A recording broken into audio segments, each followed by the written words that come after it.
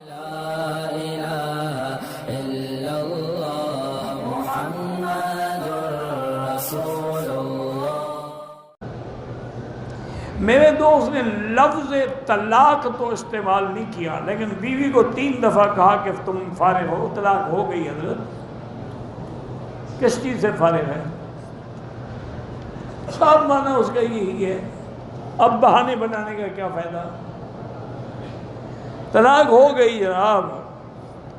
اگر خاوند مذاق میں کہہ دے کہ میں نے تمہیں فارغ کیا، اگر نیت طلاق تھی تو طلاق ہو گئی،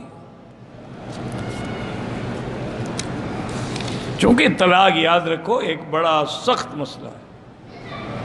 حضور کی حدیث مبارک ہے ثلاثن جدہن جد وحدرہن جد النکاح والطلاق والعتاق۔ 3 چیزیں ہیں جن کی حقیقت بھی حقیقت ہے اور مذاق بھی حقیقت ہے۔ ایک نکاح ہے، ایک طلاق ہے، ایک غلام کو آزاد کرنا۔ اگر مذاق میں بھی کہا کہ تمہیں طلاق دی تو طلاق ہو جائے، چونکہ اس کی مذاق بھی حقیقت ہے۔ حالت طہر میں، پاکی میں ایک طلاق دی، خاوند نے طلاق دی تو طلاق ہو گئی، اب عدت میں رجوع کر سکتا ہے۔ کتنے دنوں کے بعد کیا مانا؟ طلاق اسی وقت ہو گئی۔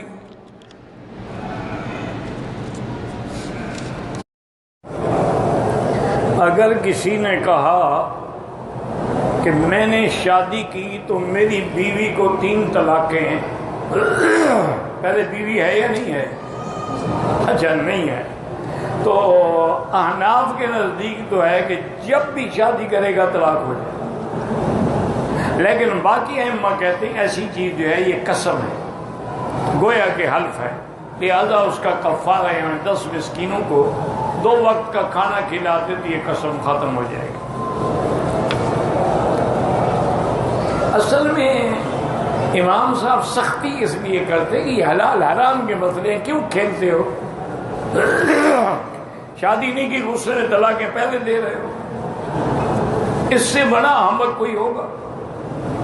اس لیے انہوں نے کہا کہ نہیں ہو جائے، تاکہ آئندہ ڈر کے کوئی نہ کہے۔ بچیوں کو کتنی عمر میں پردہ کروائیں؟ بہتر تو یہی ہے کہ 10 سال سے پردہ شروع کروا دیں، ورنہ شریعت کا حکم بالغ ہونے کے بعد، لیکن ابتدا میں عادت ہوگی تو بڑے ہو کے بھی پردہ کرے گی۔ کہتے جی کہ ایک بچے کی پرورش کا حق ادا کرنے کے لیے دوسرے بچے کو روکنے کے لیے گولیاں کھا کے وقفہ دے سکتے ہیں، کیوں؟ جن کے 2 3 بچے وہ نہیں پرورش کرتے۔ ایک ہے مجبوری ہے کہ دوسرا بچہ پیدا کرنے کی عورت قابل نہیں ہے، بیمار ہو گئی ہے، کمزور ہے، ضعیف ہے، اب وقفہ کر سکتے ہیں۔ اگر تندرست ہے تو کیا ہے، 10 بچوں کو نہیں پالتی عورتیں۔